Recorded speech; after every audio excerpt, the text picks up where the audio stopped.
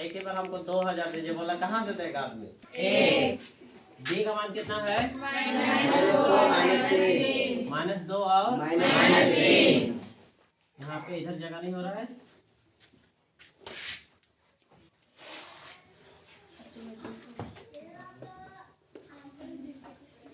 -2 और -3। चलो देखो ध्यान से देखना, ये ए है, ये बी है, इसको हम लोग क्या लिखते हैं? x1 और y1। इसको क्या लिखते हैं? x2 y2। अब यहाँ पे देखो, यहाँ पे बोलता है, फिर से देखो, बिंदुओं ए और बी को जोड़ने वाले रेखाखंड को सम त्रिभाजित करने वाले बिंदुओं का निर्देशांक ज्ञात कीजिए। सम त्रिभाजित मतलब समझ लो, सम त्रिभाजित ना।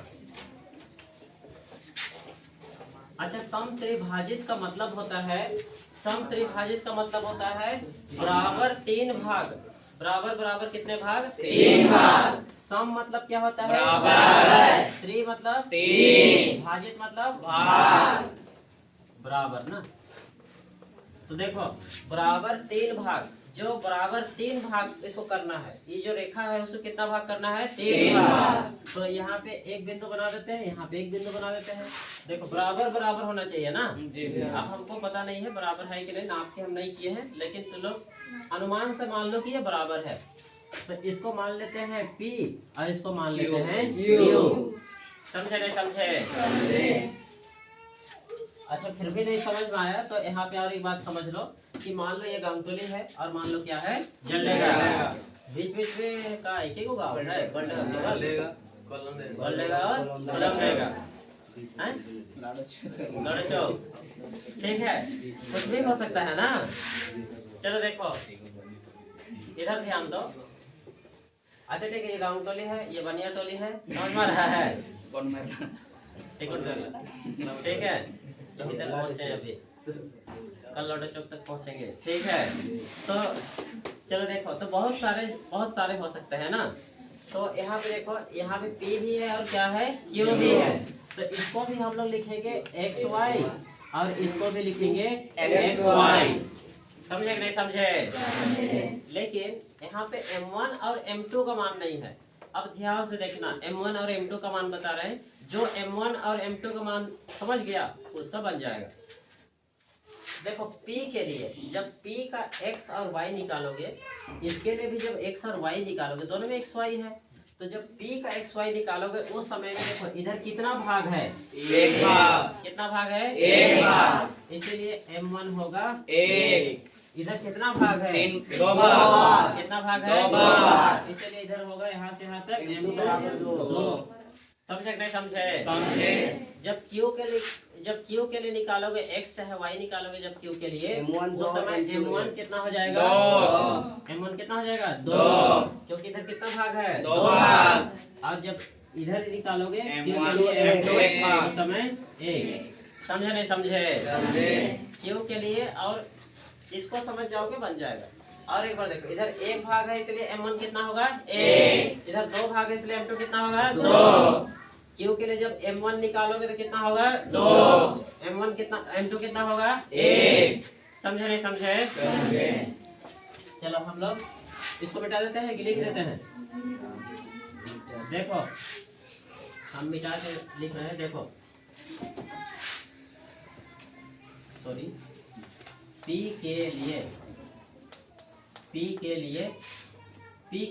M1, P के लिए M1 यहाँ से यहाँ तक कितना होगा? 1। और M2 कितना होगा? 2।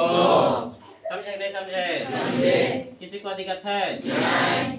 आप डायरेक्ट X निकालो, X, ठीक है। P के लिए जब निकाल लेंगे उसके बाद Q के लिए निकालेंगे, ठीक है ना। देखो X का सूत्र M1 X2 plus M2 X1 M1 plus M2। किसी को दिक्कत है? नहीं। मान बैठा दो जैसे का वैसे। M1 देखो कितना है? 1। अच्छा ये किसके लिए निकाल रहे हैं? X के लिए। P के लिए X ना। तो देखो M1 कितना हुआ? 1। बीच में गुना। X2 वहाँ पे देखो कितना है? -2 प्लस का प्लस M2 2 2 बीच में गुना x1 4 बटे 1 प्लस 3 1 प्लस 2 1 प्लस 2 समझे नहीं समझे? अब हल करो, यहाँ पे प्लस है, प्लस माइनस क्या होगा? माइनस 2 का 2 प्लस का प्लस 2 चौके 8 बटे 3 अलग अलग चिन्ह है, घटेगा बढ़ेगा? घटेगा 8 में 2 घटाओ 5 बटे 3 प्लस को सामने नहीं लिखते हैं। समझे नहीं समझे? सब लोग समझ में आ गया ना? इसी को कहते हैं कि एक पूरे ग्रुप में ना एक गांव में सिर्फ अंधे लोग थे, ठीक है? और अंधों में एक ही आदमी जो थोड़ा बहुत देखता था, ठीक है? और जो थोड़ा बहुत देखता था ना, वो बोलता था कि और उधर समुद्र जिधर तालाब उलाब था, इधर जाओ, इधर जाओ, इधर ही जंगल है, बोलेगा तो उधर ना जाएगा, ठीक है? तो ऐसे ही तुम लोग भी हो, जो आदमी थोड़ा सा देख रहा है उसी के पीछे कुछ भी करो। जंगल है तो जंगल चल जाओ का, नहीं समझे? तो अब देखो कोई बात नहीं, कितना होगा? 6 8 में से 2 घटा दी कितना हुआ? 6 बटे कितना होगा? 3 प्लस को सामने लिखते हैं 3 गुना 6 तो x का मान कितना हुआ? 2 किसी को दिक्कत है? नहीं। अब इसके लिए क्या निकालना है? y का भी तो मान निकालना है। तो q के लिए ना, ये सॉरी p के लिए x का मान हो गया, अब y निकालना है। देखो y क्या सूत्र होता है?